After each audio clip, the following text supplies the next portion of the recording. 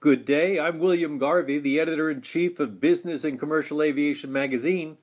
Today we're speaking with Janine Iannarelli, the founder and president of Avion, a well-regarded business aircraft brokerage in Houston, Texas.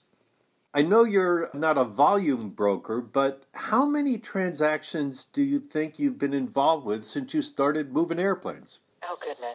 I would probably say it's in the 400 area, 400 plus or minus. Not all of them do I take the lead on. I get involved in the transaction, brought in on the deal, consult on it, do some consulting on new aircraft. So I think that's a good number to work with. That's a lot of metal that you have moved, but in recent times, in the past decade, business aviation has been down. Do you think this is the new normal, or is it going to come back? I so hate that word, the new normal. Didn't one of the OEM heads say that a few years back? But for the foreseeable future, I think it is the new normal. My sales were cut in half, and in part because the business model that I have really caters to the client. I'm a start-to-finish type, hands-on involved aircraft broker without handing it off to someone else to tidy up or finish up the contract. I read and do everything. I'm making a point about the level of involvement that I commit to this transaction regardless of the size or the duration of it. That being said, it limits my ability to prospect or do new business development for people who are not already familiar with my services.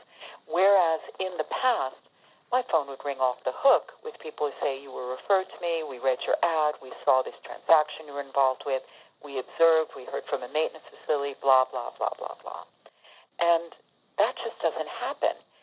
And I have said this in the past, that because we've cut that middle market out, I should say, says we've taken an action. It's not. It's a result of the economic decline.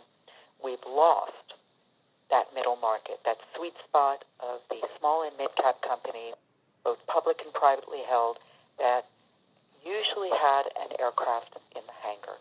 Today they don't. Are transactions, when they do occur, do they happen the way they did in the past? Or are they more drawn out or contentious, or has nothing changed? All of the above. They are protracted.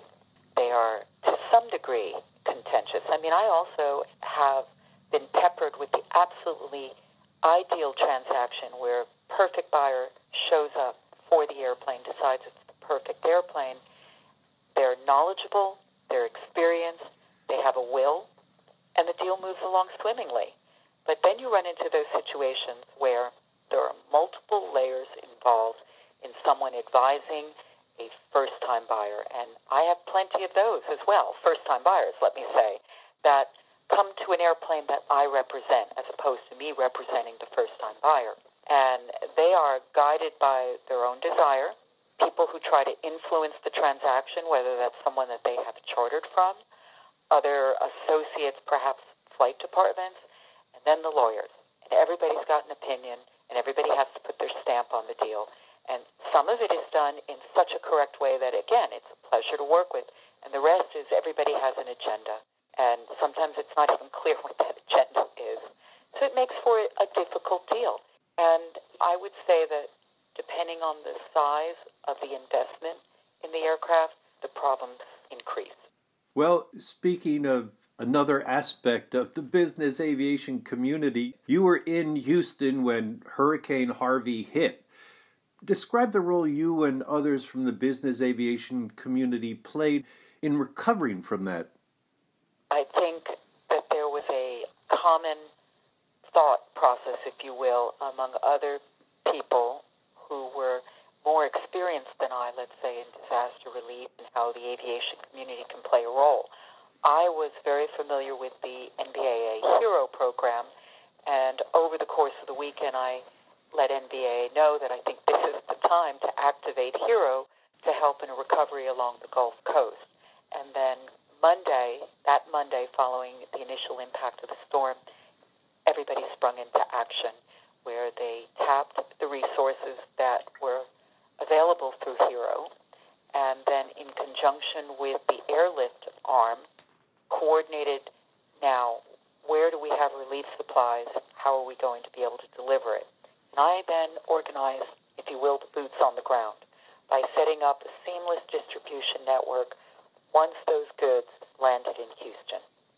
And the FBOs around Houston played an important role as well, correct? They did. One of the parts of that organization, I should say the distribution network, was to reach out to all the FBOs and get them on board, because we weren't sure that it was simply going to be flights that were designated relief flights, or was it going to be independent of that, people arriving in the city, carrying with them items to be donated, and then asking the question, who needs them most?